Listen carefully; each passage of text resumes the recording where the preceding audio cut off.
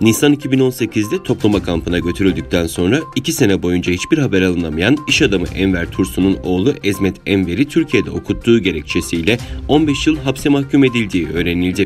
Yurt dışında yaşayan akrabaları tarafından elde edilen bilgilere göre baba Enver Tursun'un Çin'in Doğu Türkistan'da belirlediği eğitim sistemini desteklemeyip çocuklarını Türkiye'de okuttuğu ve 1999 yılında anne babasını hacca gönderdiği suçlamasıyla hapse mahkum edildiği öğrenildi. Bir ay önce Korgas'ta gerçekleştirilen duruşmaya sadece Enver Tursun'un eşinin katıldığı ve duruşma sonrasında herhangi bir belge verilmediği belirtildi.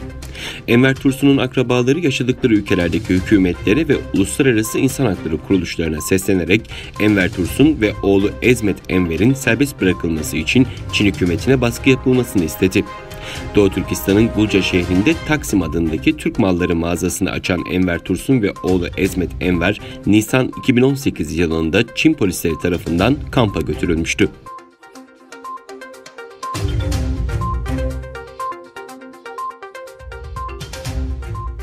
Çin Merkez Disiplin Teftiş Kurumu web sitesinde yer alan bir habere göre Doğu Türkistan Bölge Disiplin Komisyonu eski Genel Sekreter Yardımcısı ve Merkezi Halk Kongresi eski daimi komite üyesi Anvar Tursun hakkında ciddi disiplin ihlalleri konusunda soruşturma başlatıldığı öğrenildi.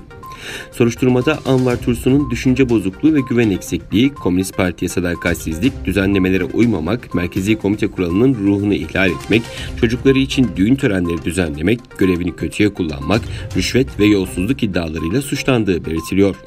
Bilgilere göre 1966'da Doğu Türkistan'ın Hotan şehrinde doğan ve 1993 yılında Komünist Parti'ye üye olduktan sonra Kaşgar Disiplin Bürosu, Kaşgar Şehir Belediye Başkan Yardımcısı, Doğu Türkistan Bölge Halk Kongresi Daimi Komite Genel Sekreter Yardımcısı olarak görevlerde bulunan Anvar Tursun'un Komünist Parti'den ihraç edilmesine karar verildiği ve bütün mal varlıklarına el konularak siyasi haklarından ömür boyu azledildiği aktarıldı.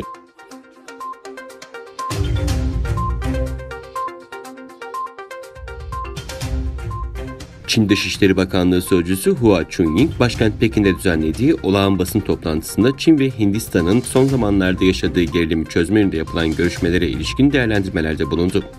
İki ülkenin karşılıklı diplomatik ve askeri kanallar aracılığıyla sınırdaki ilgili olayları uygun şekilde ele aldığını ve bu konuda uzlaşmaya vardığını belirten Hua, şimdilik iki taraf ilgili uzlaşmaya göre sınırdaki gerilimin düşmesi için uygun şekilde hareket ediyor, dedi. Hint yetkililer Mayıs başında Çin askerlerinin 3 noktadan Ladakh bölgesine girdiğini, burada çadır ve askeri karakollar kurduklarını açıklamıştı. Askerlerin bölgeden ayrılmaları yönünde defalarca yapılan sözlü uyarılara aldırış etmediği ifade edilmişti. Çin ve Hindistan arasındaki 3500 kilometrelik sınır hattının büyük bölümü iki ülke arasında egemenlik tartışmalarına neden oluyor.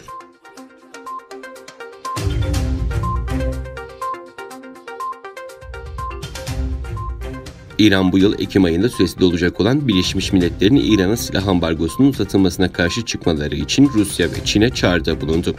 İran Cumhurbaşkanı Hasan Ruhani, devlet televizyonundan yayınlanan konuşmasında Amerikalılar halihazırda sinirliler, üzgünler ve bu konuyu Güvenlik Konseyi'ne taşımak istiyorlar. Biz Birleşmiş Milletler Güvenlik Konseyi'nin 4 daimi üyesinin Amerika'ya karşı durmasını istiyoruz. Özellikle Rusya ve Çin'in Amerika'nın planına direnmesini bekliyoruz. Amerika başarılı olamayacak. Biz ambargo sürecinde de olduğu gibi savunma kapasitemizi arttıracağız, dedi.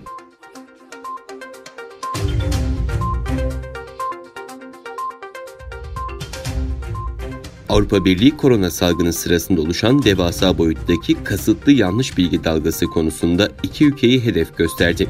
Brüksel, Rusya ve Çin'i AB içinde komşu bölgelerde ve küresel alanda nüfuz operasyonları ve dezenformasyon kampanyaları düzenlemekle suçladı. Bu konuda daha önce Rusya'yı çeşitli düzeylerde uyaran ve suçlayan AB'nin Çin'i ilk kez dezenformasyon kaynağı olarak nitelemesi önemli bir politika değişikliğine işaret ediyor. Harekete geçmemenin çok tehlikeli olacağı uyarısında bulunan AB Komisyon Başkan Yardımcısı, elimizde kanıt varsa ifşa etmekten çekinmememiz gerektiğine inanıyorum, dedi.